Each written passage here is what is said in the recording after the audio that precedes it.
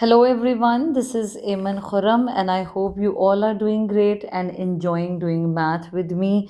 हम कर रहे हैं Think New Syllabus Mathematics 8th edition, Book 1 D1. This is exercise 2A and we are doing question number 16. Let's read this question first. Shaha divided some cakes equally into 6 boxes. She gave away 5 boxes and kept one box for herself.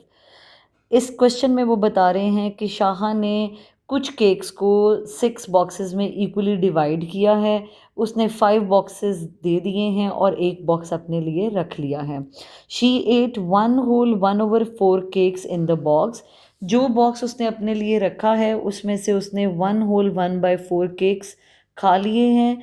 If Shah is left with 1/12 cakes, और अब अगर उस box में खाने के बाद 1/4 cakes खाने के बाद 1/12 केक्स बच गए हैं, तो हमें देखना है कि एक बॉक्स में कितने केक्स होंगे और फिर टोटल 6 बॉक्सेस में कितने केक्स होंगे जो शाह ने बनाए हैं।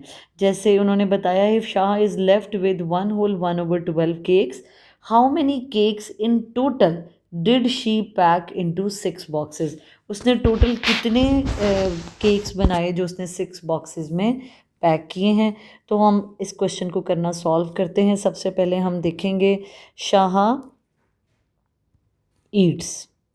सो शाह ईट्स केक्स,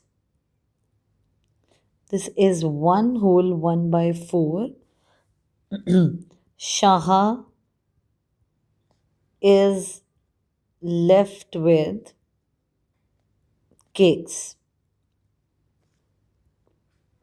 सो शाह के पास कितने केक्स बच गए हैं? 1/12 इन वन बॉक्स।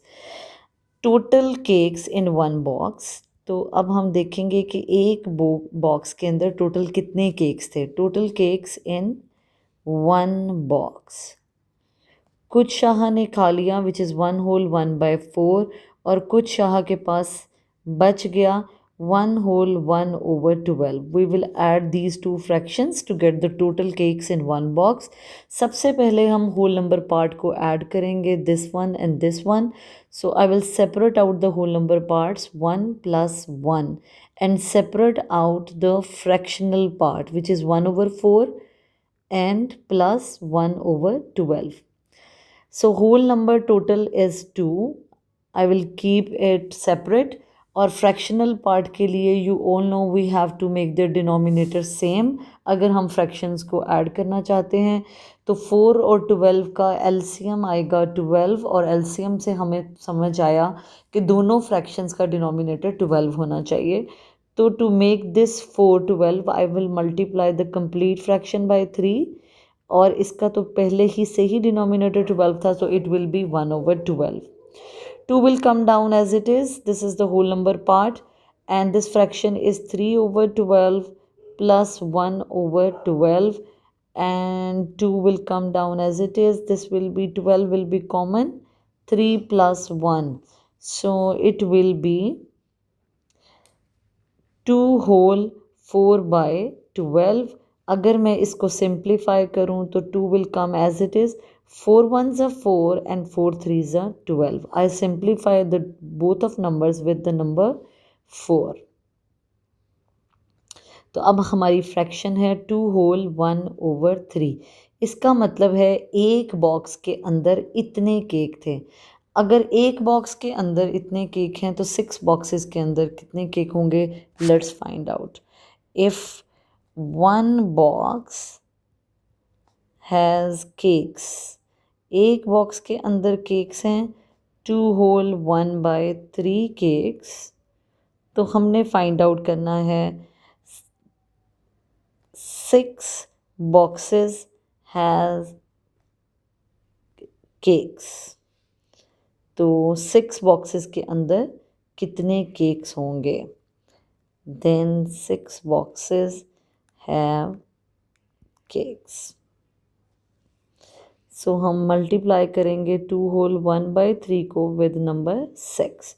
सबसे पहले I will change it into back into the improper fraction 3 2 ज़ा 6, 6 में हम ऐड करेंगे 1, it will be 7/3 multiplied by 6. It has no denominator, so I will assume there will be 1 in the denominator. Right, हम cross cutting करेंगे, 3 1 ज़ा 3, 3 2 ज़ा 6, and now there is no other number which we can simplify. So 7 2 ज़ा 14 and 1 1 ज़ा 1. 1 in the denominator has no value, so the total number of cake that Shaha make is 14.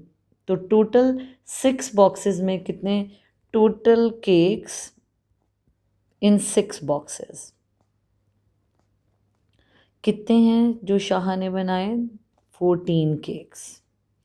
So we are done with the question number 16 of exercise 2A, and I hope you all get the question. Thank you very much for liking the video. Don't forget to share with your friends, and don't forget to subscribe Solve with Aman.